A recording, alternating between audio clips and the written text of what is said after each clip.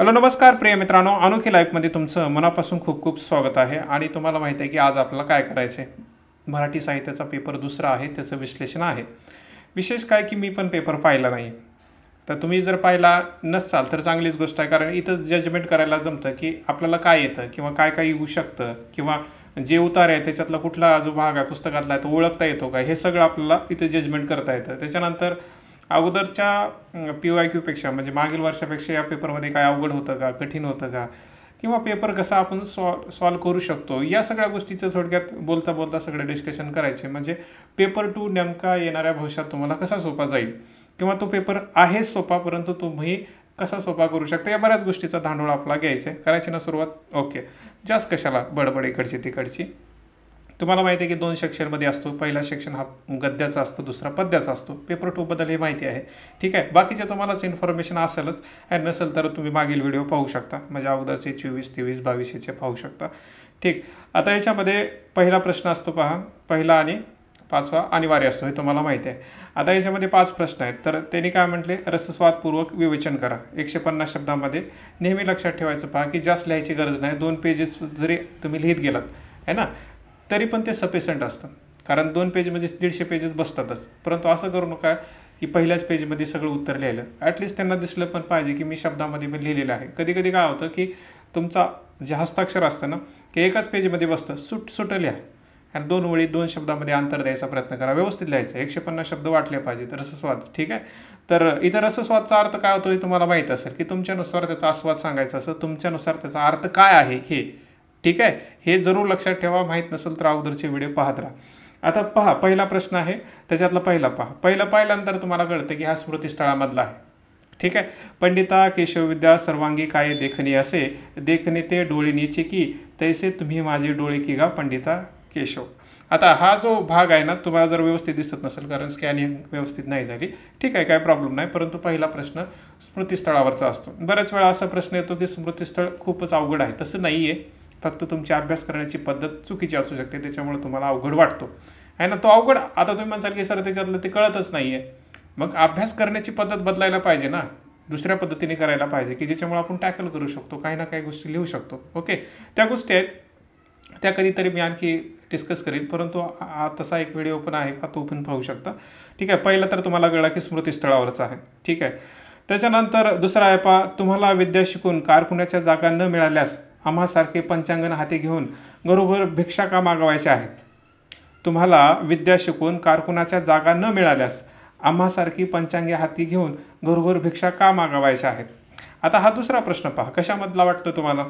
तुम्हाला विद्या शिकून कारकुनाच्या जागा न मिळाल्यास आम्हासारखे पंचांगणे हाती घेऊन घरोघर भिक्षा का मागवायच्या आहेत. ठीक आहे. असा प्रश्न आहे. पाहिजे याच्यामध्ये जर तुम्ही विचार केला की हा प्रश्न कशातला असू शकतो, का शेतकऱ्याच्या असूडमधला आहे, का सार्वजनिक सत्यधर्ममधला आहे, कशामधला आहे, काय वाटतं तुम्हाला. विचार करा आहे ना, विचार करा पहा याच्यामध्ये, कारण ह्याची भाषाशैलीवरच तुम्हाला कळलं पाहिजे. ठीक. आता तिसरा प्रश्न, कशामधला आहे, का दुसऱ्यामधला आहे, आणखी पुस्तकामधला आहे. आता पण हे कसं कळतं पहा, जशी भाषाशैली तुमच्या लक्षात आली की कळतं याच्यामध्ये. ओके. तरी पण तुम्ही जजमेंट करून सांगा, नाही तर मी शेवटी सांगायचा प्रयत्न करीन आणखी. ठीक आहे. त्याच्यानंतर पुढचा प्रश्न पहा, तुम्ही औदार्यामुळे लग्न केलं की कीर्तीच्या लोभासाठी लग्न केलं, हे आज कोण पाहावयास आले आहे, आणि तुमच्या हेतूने उच्चतोवर तुमच्या मुलांची पदवी ठरते काय. हा प्रश्न पहा. हे आपल्या मित्राने सांगितलं की कशामधला आहे. ठीक आहे. कारण याच्यामध्ये जो आशय सांगितलेला आहे त्या आशयावरून मी तुम्हाला कळतं आहे की हे सेंटेन्स ब्राह्मण कन्येमधलंच असलं पाहिजे. ठीक आहे. तर हा तर ब्राह्मण कन्येमधला आहे, हे तुम्हाला कळलं. ठीक आहे. त्याच्यानंतर माय गॉड, अगं विचारते आहेस काय, उठून आधी भाऊला लिहिली नाहीस ना, आजारी आहेस म्हणून काळजी करायचा तो, तसा बेफिकर वाटला तरी तुझ्यावर माया आहे हो. कशामधला आहे हा. असं कोणतं पुस्तक आहे ज्याच्यामध्ये जी लँग्वेज आहे ती स्त्रीची जास्त लँग्वेज तुम्हाला पाहायला मिळते. कोणती लँग्वेज आहे, कोणतं पुस्तक आहे, तुम्हाला कळलं असेल कोणतं आहे. एक पान गळावया आहे ना, त्याच्यामधला आहे. तर हा एक आहे. तर हे साधा आहे, ती जेव्हा मुंबईला वापस येते ना तेव्हाची गोष्ट आहे याच्यामध्ये. तर हा 4था प्रश्न. त्याच्यानंतर 5वा प्रश्न, माझ्या मनाला जरी टैलत चालल्यासारखं वाटलं, ती अशी पहिलीच टोचणारी चप्पल, ती होती 2 रुपयाची, मग मला वाटायचे 2 रुपयाच्या चप्पलानं टोचण्याशिवाय करावे तरी काय. ठीक आहे. तर हा बी प्रश्न आहे, तो तुम्हाला माहीत असेल कारण शैलीवरूनच कळलं असेल. ज्यांनी पुस्तक वाचले त्यांना कळतंच पहा. असं नाही की कुठल्या पुस्तकामधून आलो कसं ओळखावं. ज्यांनी गद्याला काहीच प्रॉब्लेम नाही आहे, पुस्तक वाचा, तुम्हाला कळतं की कुठला भाग आहे त्याच्यामध्ये. ओके, तर पहिले बी जे उतारे आहेत, पहिले हे 5च्या 5 उतारे, हा दुसरा जर सोडला, दुसरा बी तसा लक्षात आलाच असेल तुम्हाला, तरी जर सोडला तर बाकी सरळ सरळ लक्षात येतात की कशामधले आहेत आणि कोणत्या पुस्तकात, त्याचे लेखक कोणते आहे. रसस्वाद करत असताना नेहमी लक्षात ठेवायचं की लेखक कोणता आहे, त्याचं पुस्तक काय आहे. एवढं जरी लक्षात राहिलं तरी तुम्ही म्हणू शकता की त्या पुढच्या व्यक्तीला कळतं की ॲटलिस्ट याला एवढं तरी माहीत आहे. होतं कधी कधी तसं, पण सोडण्यासारखा प्रश्नच नाही आहे. तर पहिले जे पॅरेग्राफ आहेत ते एकदम सोपे होते, काही अवघड नाही, कारण मोठाले पण नाहीत आणि असा किचकट पण नाही. आता याच्यामध्ये मोठा ट्विस्ट काय माहीत आहे का, की याला 150 शब्दामध्ये कसं न्यायचं, हाच भाग आहे ना. तर त्यासाठी आपण असं म्हटलं होतं की सुरुवात करायची, त्याचा भावार्थ आणि शब्दशः अर्थ काढायचा, वाङ्मय सांगायचं आणि शेवट करायचा. असं 5 गोष्टीमध्ये तुम्ही जर केलं तर 150 शब्द बसतातच. ठीक आहे, इथं फक्त जे लिहिले तेवढंच सांगून तुम्ही उत्तर जर लिहिलं तर तुम्हाला खूप कमी मार्क मिळतात. नेहमी लक्षात असू द्या त्याच्यामध्ये. ठीक आहे, बऱ्याच गोष्टी आपण अगोदरच डिस्कस केल्यात, परंतु इथं करायची गरज नाही. तर पहिला प्रश्न तुम्हाला कळला की खूप सोपा आहे. ओके, दुसरा प्रश्न पहा. पुढील प्रश्नाची उत्तर लिहा. पहिला प्रश्न काय म्हणतो, स्मृतीस्थळ हे स्मरणरूप चरित्र आहे, या विधानाची चर्चा करा. स्मृतीस्थळ काय आहे, स्मरणरूप चरित्र आहे. खरं तर आता या प्रश्नामध्ये विचार करायला लावण्यासारखी गोष्ट आहे. आत्तापासूनचा थोडासा वेगळा हा म्हणू शकता आशय सांगणारा प्रश्न आहे. काय पहा, स्मरणरूप आहे. ठीक आहे, कारण स्मृतीस्थळाला जेव्हा आपण पाहतो तो कसा आहे की इतिहासाच्या दृष्टिकोनातून सुद्धा महत्त्वाचा आहे, वाङ्मयाच्या दृष्टिकोनातून सुद्धा महत्त्वाचा आहे, राजकीय दृष्टिकोनातून सुद्धा महत्त्वाचा आहे. परंतु स्मृतीस्थळमध्ये काय आहे नेमकं, कोणता जीवन त्याच्यामध्ये मांडलेलं आहे, कोणता पंथ आहे, तर त्याच्या रूपानं ते स्मरणरूप सुद्धा आहे. ठीक आहे, तसं बी तुम्ही याच्यामध्ये हा पहिलं आणून तुम्ही म्हणू शकता पहा की स्मृतीस्थळ कशा प्रकारचा तो भाग आहे. ज्यांनी अभ्यास केला आहे किंवा ज्यांनी त्या थीममध्ये त्यांनी पाहिलेलं आहे की स्मृतीस्थळ कशा प्रकारचं ऐतिहासिक आहे, कशा प्रकारचं वाङ्मय आहे, राजकीय आहे, हे मग ते एकत्रित करून हे तिचं लिहू शकतात. परंतु मे बी असं होऊ शकतं की त्यांना ह्याच्यात लिहावं काय असं होऊ शकतं, थोडासा अवघड वाटणारा. कारण आत्तापेक्षा जरा म्हणजे अगोदरचे जे आलेले प्रश्न आहेत स्मृतीस्थळावर त्याच्यापेक्षा हा वेगळा शब्द टिपणार आहे ना. आणि याच्यामध्ये तुम्हाला बऱ्याच गोष्टी एकत्रितपणे लिहाव्या लागतात आणि त्यातल्या त्यात उदाहरणंसुद्धा द्यावे लागतात. त्याच्यानंतर म्हणजे हा आपण म्हणू शकतो की थोडासा कठीण. दुसरा प्रश्न पहा, सत्यनिष्ठा व नीतिमत्ता या मूल्यांना प्राधान्य देत सामाजिक चारित्र्याची उभारणी महात्मा फुले यांनी सार्वजनिक सत्यधर्ममधून कशी केली आहे ते स्पष्ट करा. सत्यनिष्ठा आणि नीतिमत्ता या मूल्यांना प्राधान्य देत सामाजिक चारित्र्याची उभारणी, याचा अर्थ तोच आहे की त्याचे एक प्रकारची सामाजिक प्रबोधन कशा प्रकारचं केलेलं आहे. फक्त इथं काय सत्यनिष्ठा आणि नीतिमत्ता ह्याचे उदाहरण द्यायचे तुम्हाला, है ना. म्हणजे हा प्रश्न काही वेगळा नाही, फक्त तुम्हाला समजलं पाहिजे की याचा अर्थ तोच आहे की त्यांनी सामाजिक प्रबोधन कशा प्रकारचं केलेलं आहे. ठीक आहे, सामाजिक चारित्र्याची उभारणी म्हणजे काय की लोकांना जागृत करण्याचे, है ना, ते एक सुधारणावादी गोष्ट म्हणू शकता, तोच भाग आहे याच्यामधून. त्याच्यानंतर तिसरा प्रश्न पहा, ब्राह्मण कन्या या कादंबरीतील गौण पात्रांनी कथानकाला उठाव आणला आहे, या विधानाची सत्यता पटवा. काय म्हणतात पहा, ब्राह्मण कन्या कादंबरीतील गौण पात्रांनी, गौण म्हणजे जे विशेष नाहीत, गौण कोण पात्र आहेत त्याच्यामध्ये तुम्ही जर म्हटलात, आता विशेष पात्र कोणते आहेत तर कालिंदी, म्हणजे कालिंदी आहे, त्याच्यामध्ये सत्यव्रत आहेत. ओके, त्याच्यानंतर ते आप्पासाहेब ढगे म्हणू शकतात. परंतु असे काही पात्र आहेत, उदाहरणार्थ एस्तर पात्र. ठीक आहे, त्याच्यानंतर एस्तरची बहीण पण आहे आणि असं तुम्ही म्हणू शकता. त्याच्यानंतर मध्ये असे काही पात्र येतात पहा की ज्या पात्राची तुम्हाला असं विशेष काही वाटत नाहीत, परंतु ते काहीतरी बंड केलेले आहेत. आता उदाहरणार्थ कालिंदीची जर तुम्ही आजी घेतलात तर तिचं पिन असं विशेष नाही, परंतु तुम्ही असं म्हणू शकता की एक त्याच्यामुळे एक वेगळं काहीतरी वळण प्राप्त होतं. गौण पात्रांनी म्हटले बरं का. ठीक आहे, हा शब्द विशेष लक्षात ठेवा त्याच्यामध्ये, मुख्य पात्रांनी नाही, गौण पात्रांनी, गौण शब्दाचा लक्षात ठेवा. तर हे सांगायचं तुम्हाला की ते जर पात्र नसते तर हे कथानक कसं चाललं असतं. उदाहरणार्थ ते कालिंदीची आजीच नसती तर तुम्ही बघा, त्याच्यामध्ये तुम्ही ब्राह्मण कन्येमध्ये विचार करा, कालिंदीची आजीच नसती तर त्या कालिंदीच्या त्या कथानकाला, ब्राह्मण कन्याला किती महत्त्व आलं असतं. आणि सत्यव्रत म्हणतो सुद्धा ते, तिनं काय वाईट केलं, तिच्या ज्या आजीने केलं तेच तिनं केलेलं आहे, काय वाईट केलं. म्हणजे अशा प्रकारचे तुम्ही बरेच पात्र आहेत की ज्या पात्रामुळे तुम्हाला एक प्रकारचा वेगळा आलेख सापडतो. उदाहरणार्थ त्याच्यामध्ये रामराव हा विशेष आहे, तरी पण तो त्याच्या अनुषंगाने येणारे इतर काही पात्र आहेत, रामरावाच्या अनुषंगाने येणारे, ते तुम्हाला लक्षात असेल. आता करुण सुंदरी एक पात्र आहे त्याच्यामध्ये, ते कसं पात्र आहे ना, हे तुम्हाला लक्षात आलं पाहिजे की कशा प्रकारचे ते जर नसते तर हे जे ब्राह्मण कन्या कादंबरी आहे तशी उठून दिसली असती का. ठीक आहे, तर हा एक प्रश्न. म्हणजे याच्यातले जे प्रश्न आहेत पहिल्या प्रश्नामधले थोडंसं डिफिकल्ट जातात, ज्याला म्हणजे विशेष अभ्यास केलेला नाही की जास्त समजलेलं नाही त्याला थोडंसं डिफिकल्ट जातं हा दुसरा प्रश्न. ठीक आहे, तिसरा प्रश्न पाहूया. पुढील प्रश्नाची उत्तरे लिहा. स्वभावरेखन आणि विनोद प्रचुर संवाद हे साष्टांग नमस्कार या नाटकाचे खरे बळ या विधानाची चर्चा करा। याच्यात काहीच वेगळं नाही आहे, कारण हा प्रश्न दरवर्षी येतो, विनोदाचाच भाग आहे आणि तोच भाग आहे, फक्त इथं थोडीशी शब्दशैली बदलली आहे आणि त्याच्यामध्ये काही वेगळा भाग नाही आहे। ठीक आहे, तर हा साष्टांग नमस्कार। तिसऱ्यानंतर हा बी प्रश्न पहा, तिसऱ्यामधला बी, शिळान या कथासंग्रहाच्या आधारे उद्धव शेळके यांच्या भाषाशैलीचे वेगळेपण विशेष करा। हा पण म्हणजे वाङ्मयाच्या नुसार आपण अभ्यास करतोच है ना, मी तुम्हाला अगोदर बी म्हटलेलं आहे किंवा तुम्ही अभ्यास करताना जरूर लक्षात ठेवा की वाङ्मय हा एक थीम असते, प्रत्येक पुस्तकाची एक थीम आहे ना, म्हणजे 3-4 थीम असतात, त्याच्यातली वाङ्मय ही सगळ्यात कॉमन थीम आहे, तर त्याच्यामध्ये हे भाषाशैली येतेच। ठीक आहे, फक्त उदाहरण देऊन तुम्हाला सांगायचे कशा प्रकारचं ते वेगळेपण आहे। ओके, तर याच्यात काहीच प्रॉब्लेम नाही। त्याच्यानंतर सी, परखड सहानुभूतीपूर्ण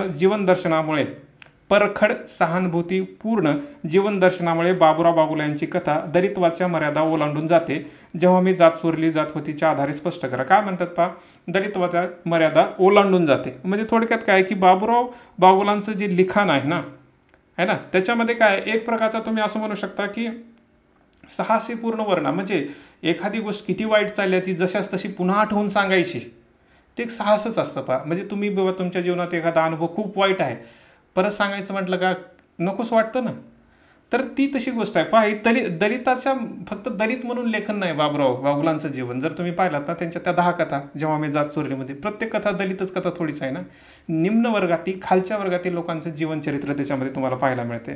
त्याच्यामुळे तुम्ही म्हणू शकता की जे जीवन दर्शन मांडलंय ना, ते म्हणजे प्रत्येक लेखकाला मांडता येईलच असं नाही आहे, खूप कमी लेखक आहेत ज्यांना तशा प्रकारचं मांडता येतं।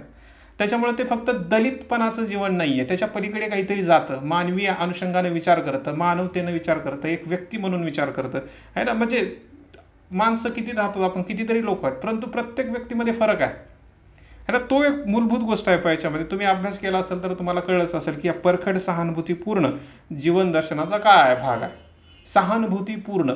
ठीक आहे, खरं तर हा सहानुभूतीपूर्ण शब्द मला तेवढा काही विशेष वाटत नाही याच्यामध्ये, कारण काय आहे की त्याच्यात सहानुभूती नावाची गोष्ट नाही आहे जास्त, म्हणजे असं वाटेल असं त्यांनी जसंच बघितलं तसं लिहिलेलं आहे ना, विद्रोह आहे त्याच्यामध्ये है ना, म्हणजे असं नाही की गप्प बसलेले त्यांचे पात्र तुम्हाला पाहायला मिळते, परंतु तिथं शब्द आहे परखड, त्याच्यामुळे याला आणखी थोडीशी वेगळं वळण प्राप्त होतं असं म्हणू शकता। परंतु याचं काहीच नाही की जो प्रश्न विचारला जातो की विद्रोही कशा प्रकारचा आहे किंवा त्यांचं जे साहित्य आहे किंवा त्यांचं जे लेखन आहे एका मर्यादेच्या पलीकडे जातं किंवा ते कुठल्याही चौकटीत बसत नाही, अशा प्रकारचा प्रश्न विचारला जातो आणि त्याच आधारे हा प्रश्न आहे।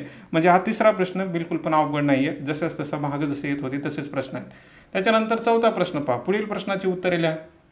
काय याच्यामध्ये, शरदचंद्र मुक्तिबोध यांनी जन हे ओळख जेते या कादंबरीचे समकालीन मराठी कादंबरीपेक्षा वेगळेपण कोणते ते विशद करा। पहिल्या सुरुवात पहा की बऱ्याच जणांना जन हे ओळख जेतेमध्ये कादंबरी नेमकं काय आहे हे समजत नाही, जर ज्याला समजलं नसेल तर पहा त्यांनी मी म्हणेल की 2 ते 3 वेळेस वाचा, 3 वेळेस वाचा, तुम्हाला समजतं। त्याच्यामध्ये काय की मूलभूत जे प्रश्न आहेत मानवी जीवनाचे, त्या प्रश्नाची थोडीशी मीमांसा आहे, म्हणजे एकीकडे भूक आहे, दुसरीकडे मन आहे ना, म्हणजे भूक जो भागते ती कशानं भागते आणि मन कशानं भागू शकतं, अशा प्रकारचा ताळमेळ आहे। म्हणजे तुम्ही असं म्हणू शकता की जे पाश्चात्य संस्कृती आहे म्हणा किंवा आपली संस्कृती, दुसरी संस्कृती, म्हणजे आपल्या जर समजासाठी जर तुम्ही म्हणू शकता की जे काय म्हणतात ते मार्क्स जे विचारधारा आहे आणि भारतीय जे विचारधारा आहे त्याच्यानुसार त्यांनी सांगायचा प्रयत्न केलेला आहे।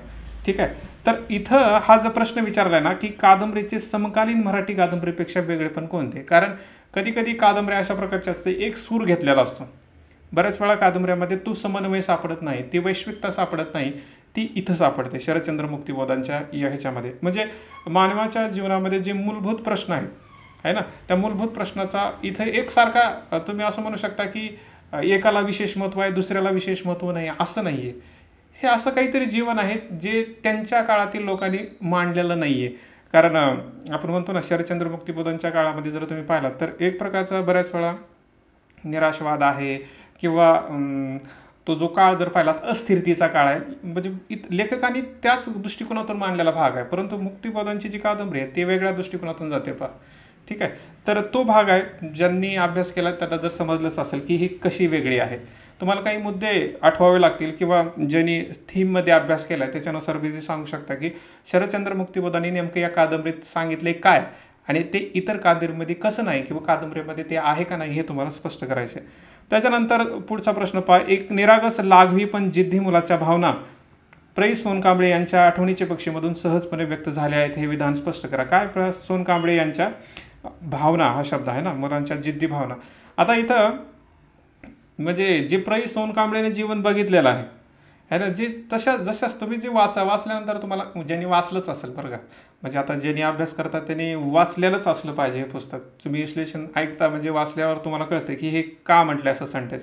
ठीक आहे, तर इथं काय सहजपणे व्यक्त झालेले आहेत हा शब्द आहे, कारण तिथं सहजपणेच व्यक्त झाले आहेत. कल्पनेचा भाग अधिक नाही आहे.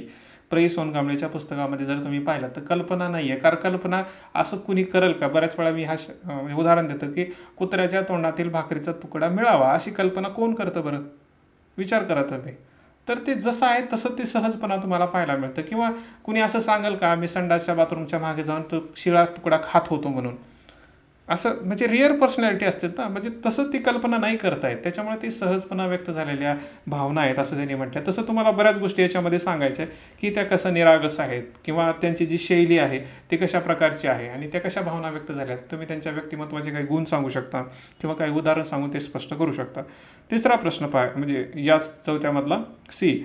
स्त्रीच्या जीवनातून काळ अनुरूप होणारे स्थित्यांतरे आणि बदलत जाणारे संदर्भ याचे प्रत्यांतर एक एक पान गळावा या कादंबरीतून कसे येत राहते ते सविस्तर वर्णन करा. काय प्रश्न आहे. स्त्रीच्या जीवनातून काळानुरूप होणारे स्थित्यांतरे आणि बदलत जाणारे संदर्भ. आता याचा अर्थ असा काय की ही जी कादंबरी आहे 3 भागामध्ये आहे. तुम्हाला माहिती आहे मध्यलटपटीत, ठीक आहे, सॉरी पहिले कारावासाची पत्रे, मध्यलटपटीत आणि एक एक पान गळावा या 3 टप्प्यामध्ये आहे. तर तुम्ही त्या 3 टप्प्याच्या नुसार सांगू शकता की हां याच्यामधला जो काही सगळा बदल आहे ना तो काळानुसार आहे आणि संदर्भानुसार बी तुम्हाला पाहायला मिळतं. पहिली वयात असणारी स्त्री, तिचं लग्न होण्याच्या अगोदरची स्त्री, लग्न झाल्यानंतरची स्त्री, त्याच्यानंतर मग तिचं एक उतार वय, त्याच्यामध्ये होणारी मग स्त्री. तर अशा प्रकारचा हा जो जीवन आहे तर तो कशा प्रकारचा आहे. पण इथं विशेष आहे स्त्रीच्या जीवनात. तर तुम्ही स्त्री, कधी कधी प्रश्न येतो स्त्री पुरुष संबंध आहे ना, तो भाग आहे, परंतु इथं त्यांनी स्पेसिफिक स्त्रीवर सांगितलेलं आहे ना. स्त्री आली की पुरुष संबंध येणार पण झाले, इतर सामाजिक गोष्टी पण येणार, वैवाहिक संस्था या सगळ्या गोष्टी किंवा तिच्या आसपास होणारी जे काही मानसिक गोष्टी आहेत त्याचा भाग आहे. याच्यात भरपूर प्रश्न आहेत स्त्रीच्या जीवनामधले, म्हणजे एक एक पानगळ्यामधला तोच भाग तुम्ही म्हणू शकता. कारण आपल्या बी जीवनामध्ये तुमच्या बी जीवनामध्ये काळानुसार आणि संदर्भानुसार सगळं काही बदललं जातं आहे ना. तुम्ही सुरुवातीच्या काळामध्ये काहीतरी करत होता, मग कोणती तरी एक्झाम देत होता, मग कुठल्या तरी पोस्टला गेला, त्याच्यानंतर सगळं बदलतं ना. तसंच इथं या पुस्तकामध्ये काय काय मांडलं आहे ते तुम्हाला त्याच्यामध्ये सांगायचे. ओके, तर अशा प्रकारचा हा चौथा प्रश्न होता. मग हा काय अवघड होता का. हा अवघड नव्हता पहा. याच्यानंतर पुढचा पाहूया है ना. श्रीरंग गोपिका संगे धरुणी करिणी रंग हरी हा बाई कुंजात माताला वसंत सांगू मी काही. ओके, तर हा कशामधला आहे तुम्हाला माहीत असेलच त्याच्यामध्ये की हा डायरेक्टली तुम्हाला पाहायला मिळतो की हा असला पाहिजे पैंजणमधला आणि आहेच तो. ठीक आहे का, कारण याच्यामध्ये जो काही पोवाड्या किंवा लावणीसारखा भाग आहे त्याच्यानुसार तुम्ही म्हणू शकता. तर हा 5व्या प्रश्नाचा असं तर तो पैंजणमधला आहे.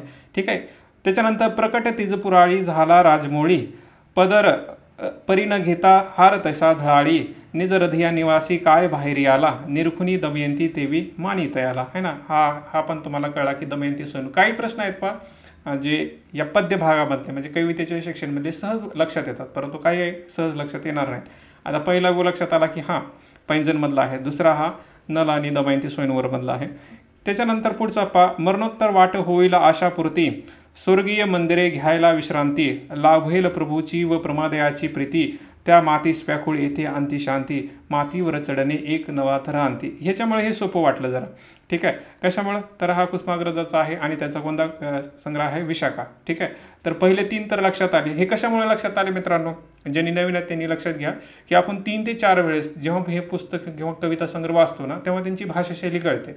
उदाहरणार्थ मी तुम्हाला बोलतोय पहा है ना, मला तुम्ही पाहताय का, मी दिसतोय का तुम्हाला नाही दिसत, परंतु तुम्ही जर मला कुठं माझ्या आवाजाने तुम्ही सपोज की एखाद्या गावामध्ये किंवा एखाद्या शहरामध्ये माझ्या आवाजाने तुम्ही म्हणू शकता अरे हे अमोल सर असू शकतात. कशामुळं तर माझ्या बार ऐकण्यामुळं ना. एक शैली असते, माझी बोलण्याची शैली तुम्हाला कळत असेल है ना.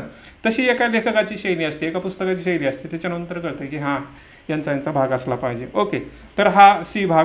त्याच्यानंतर पुढचा पहा सर्व काही नाकारून माझे शब्द केव्हाच निघालेत अजून तुझी आवरावर झाली का नाही या 19 ठिगळांचा आता कशाला विचार अजून तुझे फुले मावळून झालीत का नाही. कुणाचं आहे अशी भाषाशैली कोण वापरतं तर तुम्हाला कळलं की जाहीरनामामध्ये हा जो काही भाग आहे अशाच प्रकारचा काही ना काही सापडतं त्याच्यामध्ये. आणि एक प्रकारचा म्हणजे काय म्हणतात की समजदारी अधिक सापडते जाहीरनामामध्ये.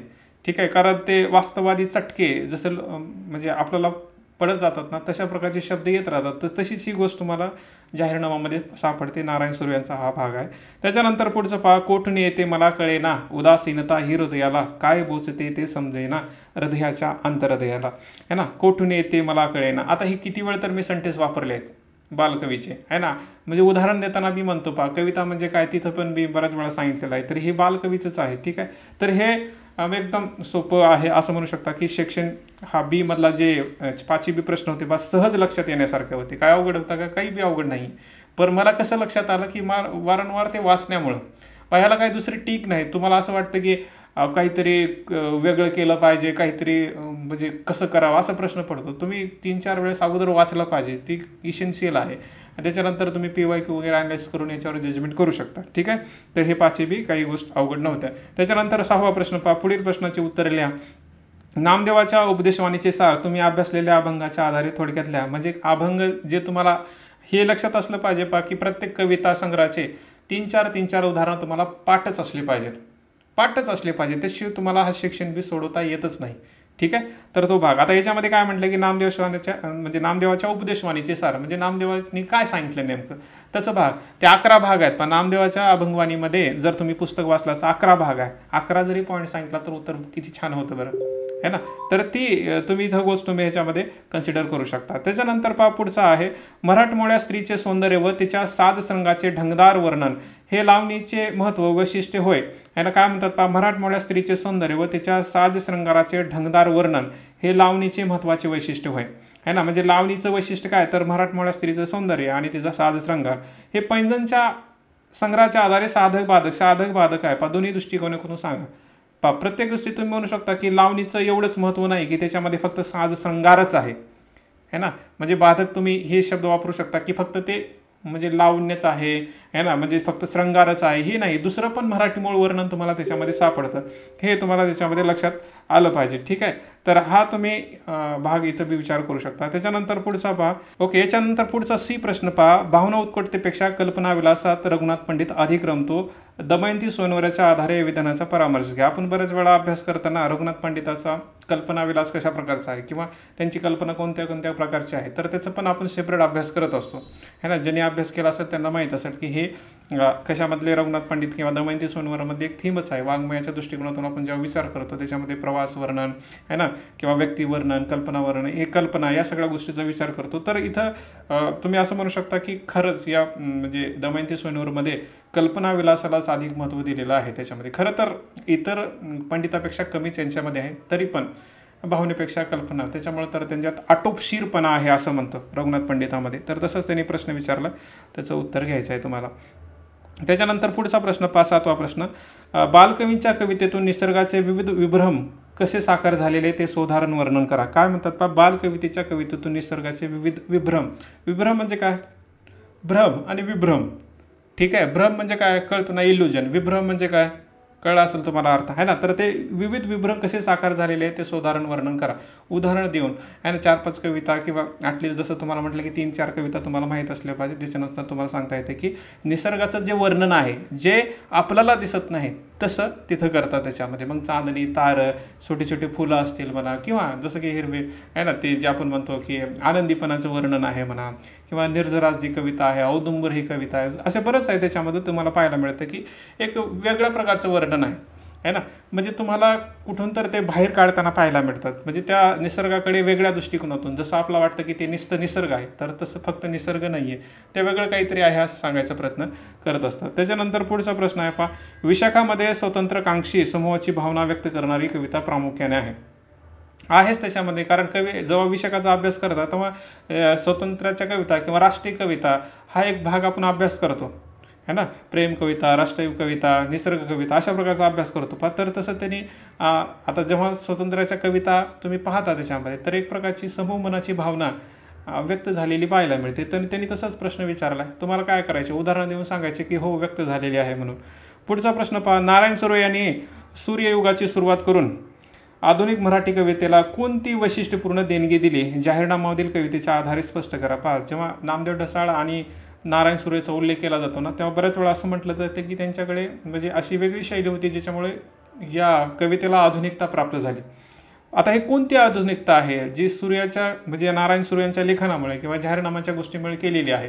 असं कोणत्या प्रकारचं किंवा कोणत्या लोकांचं जीवन नेणे ह्याच्यामध्ये मांडलेलं आहे की ज्याच्यामुळे वेगळं भाग आहे किंवा शैली कोणती आहे? तर हे तुमच्या लक्षात आलं पाहिजे ते अभ्यास करत असताना, ठीक आहे. आणि हे काय अवघड नाही बरं का, अभ्यास करताय बसले की सगळं सोपं आहे ह्याच्यामध्ये. तर हा 7वा प्रश्न पण काही अवघड नाही आहे. त्याच्यानंतर पुढचा 8वा प्रश्न जर पाहिलात, पुढील प्रश्नाची उत्तर लिहा. नाविन्य आणि लावण्य यांच्या सुंदर मिलापामुळेच कवी ग्रेस यांची कविता रसिकांना आनंद देते. काय? नाविन्य आणि लावण्य, आणि हे दोन्ही पण शब्द अगदी योग्य आहेत, नाविन्य आणि लावण्य. कारण ग्रेसासारखी कविता कवीच लिहित असेल, म्हणजे आपण म्हणतो ना की एखादाच हिरा असतो तशा प्रकारची शब्दशैली वापरणार बरं का. म्हणजे प्रत्येक कवी वेगळाच असतो, परंतु यांच्या दृष्टिकोनातून जर पाहिलं तर वेगळीच एक शब्द समृद्धी म्हणू शकता की सामग्री म्हणा यांच्याकडे आहे. आणि त्याच्यामध्ये ते एक प्रकारचं लावण्य तुम्हाला पाहायला मिळतं. तुम्ही गाणे पण ऐकले असतात, ती गेली तेव्हा, म्हणजे इथलं जरी नसलं, संध्याकाळच्या कवितामध्ये जर नसेल तरी दुसरी पहा त्याच्यामध्ये तुम्हाला तसं पाहायला मिळतं. तर या विधानाची यथार्थता म्हणजे खरं वाटतं का नाही आहे, जसं आहे तसं त्याच्यावर विश्लेषण करा है ना. तर हे संध्याकाळच्या कवितेच्या आधारे पाठवा, म्हणजे उदाहरण देऊन सांगा.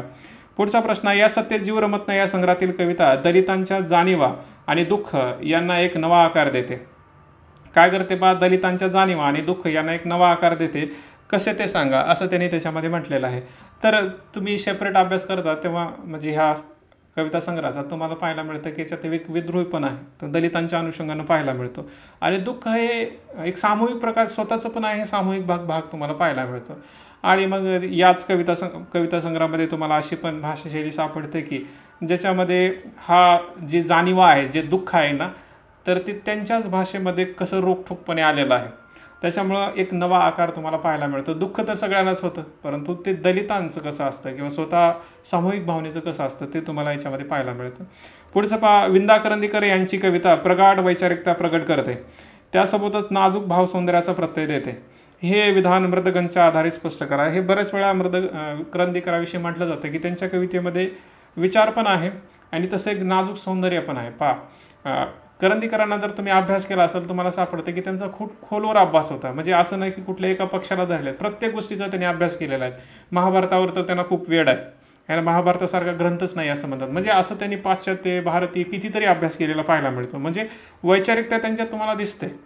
मग ते भौतिक जीवन असेल, असं नाही की त्यांनी भौतिक जीवनाबद्दल बोललं नाही, आध्यात्मिक भौतिक जीवनातलं जे काही स्त्री पुरुष सौंदर्य म्हणा, जे आकर्षण आहे म्हणा, त्याच्याविषयी पण बोलतात. म्हणजे अशा प्रकारची एक वैचारिकता पण पाहायला मिळते. आध्यात्मिक स्तरावर पण बोलणं आहे ना. त्याच्याबरोबरच मग ते नाजूक भाव सौंदर्य म्हणू शकता किंवा व्यक्तीच्या आतमध्ये जे काही लपलेलं आहे त्याला बाहेर काढण्याचा जो प्रयत्न आहे तुम्हाला मृदगंधमध्ये पाहायला मिळतो. आणि बऱ्याच वेळा हे जे काही तुम्हाला प्रश्न विचारले जातात तर ते लेखकाच्या अनुषंगाने पण अधिक असतात बरं का. म्हणजे याच्यातलं जर तुम्ही वर्डिंग जर पाहिलं तर बऱ्याच वेळा असं वाटतं. आता उदाहरण विंदा करंदीकर यांचे काय वैचारिक प्रागट्य म्हणजे कुठं आहे त्यांच्यामध्ये, करंदीकरामध्येच आहे ना. या सत्यजीव रमत नाही याच्यामध्ये दलितांची जाणीव आणि दुःख कुणाचं आहे? त्या लेखकाचंच आहे ना. त्याच्यानंतर नाविन्य आणि लावण्य हे कशामुळे आहे? हा थोडा जर वेगळा जरी असेल तर तुम्ही म्हणू शकता पहा बरेच जे प्रश्न असतात व्यक्ती केंद्रित पाहायला मिळतात. म्हणजे तुम्ही व्यक्तीला अभ्यास करा आहे ना. पेपर 2चा अभ्यास करत असताना जो लेखक आहे, जो कवी आहे, त्याचा अगोदर अभ्यास करा. तो कोण आहे नेमकं है ना, त्यांनी काय काय केलं, या सगळ्या गोष्टीचा जर तुम्ही विचार केला तर तुम्हाला पेपर 2 सोपा जातो. ठीक आहे. तर पेपर 2चा अभ्यास करताना पहा की कसा करायचा याच्याबद्दल बऱ्याच गोष्टी बोलू शकतो आपण, परंतु या पेपरच्या दृष्टिकोनातून जर सांगितलं तर पेपर 2 सोपा आहे हा. परंतु थोडंसं भाषाशैलीचा विचार केला तर अवघड वाटू शकतो. ज्यांनी विशेष प्रकारे म्हणू शकता की PYQचं बार विश्लेषण केलं नाही त्यांना असं वाटू शकतं की हां काहीतरी वेगळं आहे किंवा काहीतरी वेगळं वाटू शकतं त्याच्यामध्ये. फक्त तेवढाच भाग आहे, थोडीशी भाषाशैलीचा फरक आहे. कारण गेल्या वर्षी पेपर एकदम सोपा होता, दिसायला एकदम असं वाटलं की हां काही प्रॉब्लेम नाही याच्यामध्ये, परंतु इथं थोडासा भाषाशैली आहे. परंतु त्या मानानं जर तुम्ही पाहिलात की हे जे काही उतारे आलेले आहेत ते एकदम सोपे होते. बऱ्याच मागील क्वेश्चन पेपर जर पाहिला तर ते कन्फ्युजन करतात. म्हणजे मग जाहीरनामामधला आहे की मग हे आपल्या या सत्यजीव रमतमधला आहे की विशाखामधला आहे की मृदगंधमधला आहे असं बऱ्याच वेळा वाटतं. परंतु या पेपरमध्ये तसं काही नाही आहे उताराच्या दृष्टिकोनातून. परंतु जे प्रश्न 15-20 मार्कला विचारले थोडीशी भाषाशैलीवर त्यांनी वेगळी भूमिका घ्यायचा प्रयत्न केलेला आहे. आणि हे चांगली गोष्ट आहे, कारण प्रत्येक गोष्टी ते शब्द आल्यानंतर मग कसं सुचणार की कसा वेगळा आहे भाग म्हणून. ओके. तर अभ्यास करताना जरूर लक्षात ठेवा फर्स्ट स्टेप की पेपर 2चे जे काही पुस्तकं आहेत त्याचा कवी किंवा लेखक याला अगोदर समजून घ्या. त्याच्यानंतर त्याचं जे पुस्तक आहे ते 3 ते 4 वेळेस वाचायचा प्रयत्न करा. ठीक आहे, कारण त्याच्याशिवाय तुम्हाला ते उतारा कुठून आला हे समजणार नाही. त्याच्यानंतर तिसरी गोष्ट आहे याच्यामध्ये की तुम्ही PYQचं ॲनालिसिस करा. त्याच्यानुसार तुम्हाला चौथी गोष्ट समजते ती म्हणजे की एखाद्या पुस्तकामध्ये नेमकं कोणता गाभा आहे किंवा कोणत्या थीम आहेत है ना. कधी सामाजिक, राजकीय किंवा नैसर्गिक किंवा ह्या अशा गोष्टी. नैसर्गिक म्हणजे निसर्गातल्या जे कविता आहे त्याच्यानुसार तो भाग विचारलेला असतो किंवा तो भाग असतो त्याच्यामध्ये है ना. तसं जर तुम्ही अभ्यास केला, थीम वाईज अभ्यास जर केला तर पेपर 2 खूप सोपा आहे पेपर 1पेक्षा. कारण पेपर 2ला संदर्भ फक्त ते पुस्तकच आहेत. पण पेपर 1चा खूप भाग होऊ शकतो. तुम्हाला बऱ्याच वेळा हा वाटतं की पेपर 2 अवघड आहे, तसं नाही. तुम्ही लॉजिकली विचार करा, जेवढे पुस्तक दिले तेवढाच अभ्यास करायचा. ठीक आहे, तर हा एकंदरीत पेपर सोपा आहे, अवघड काही बी नाही याच्यामध्ये. तर काय आता कळलंच असेल तुम्हाला मराठी साहित्याचा काय भाग आहे त्याच्यामध्ये. ओके, तर अशा प्रकारचा हा पेपर 2चं डिस्कशन होतं. पुन्हा पेपर 1चा आपण करायचा प्रयत्न करूया. तोपर्यंत काय अडचण आली तर तुम्ही अनोखी लाईफशी संपर्क करू शकता किंवा इतर गोष्टी समजून घ्यायच्या असेल तर. आणि बाकी तर चालतच राहतं आहे की नाही. तोपर्यंत तुमची काळजी घ्या, स्वतःवर प्रेम करा. धन्यवाद मित्रांनो.